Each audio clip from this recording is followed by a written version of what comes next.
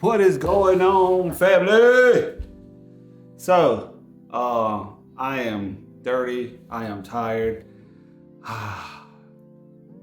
It's been a day, boy. It's been a day. Let's see here. Guys, we are on. Not that. All right, let's see. 96 with Jesus, 96 to freedom, and day 5 of the SLC. What you know about me?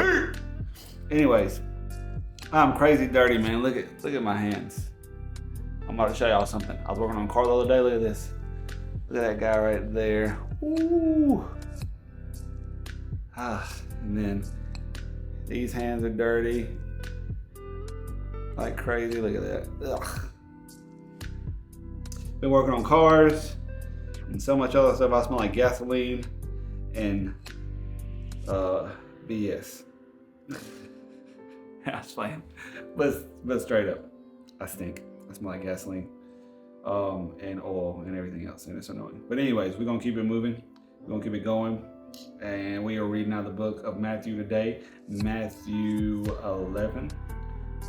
Jesus and John the Baptist. When Jesus had finished giving these instructions to his 12 disciples, he went out to teach and preach in towns throughout the region.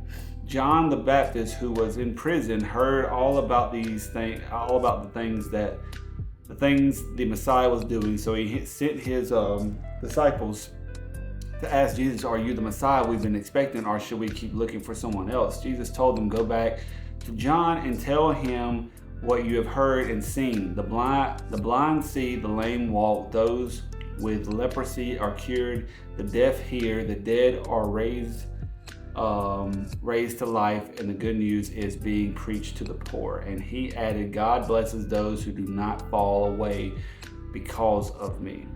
As John's disciples were leaving, Jesus began talking about him to the crowds. "What kind of man did you go into the wilderness to see?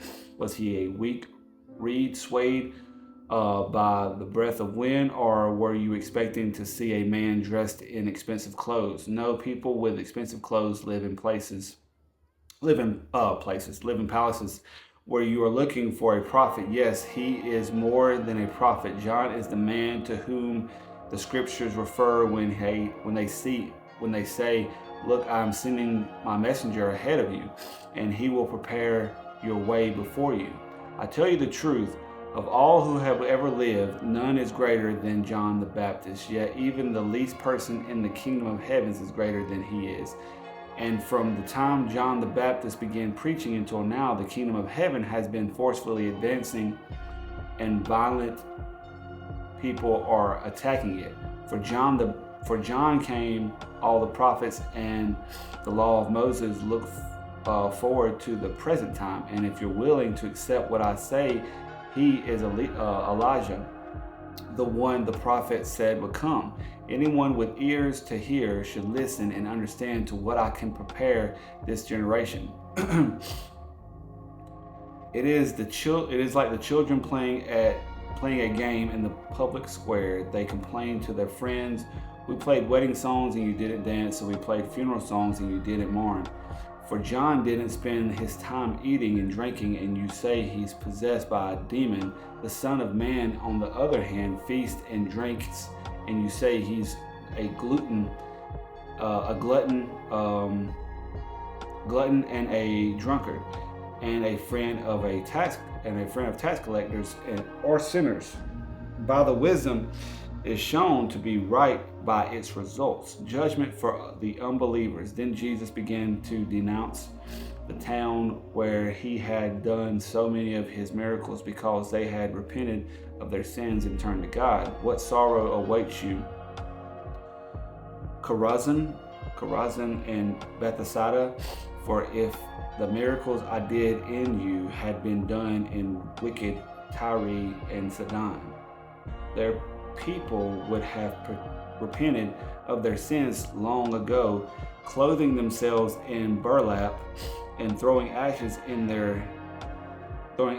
their heads to show their remorse. I tell you, Tyre and Sidon will be better off on Judgment Day than you.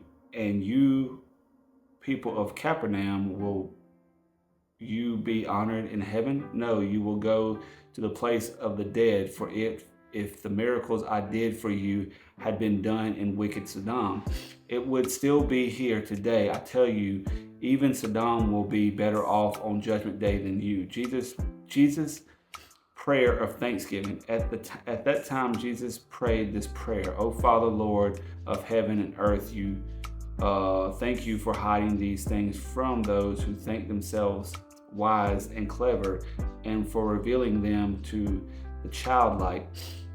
Yes, Father, it pleased you to do it this way. My Father has entrusted everything to me. No one truly knows the Son except the Father, and no one truly knows the Father except the Son, and those whom the Son chooses to reveal him."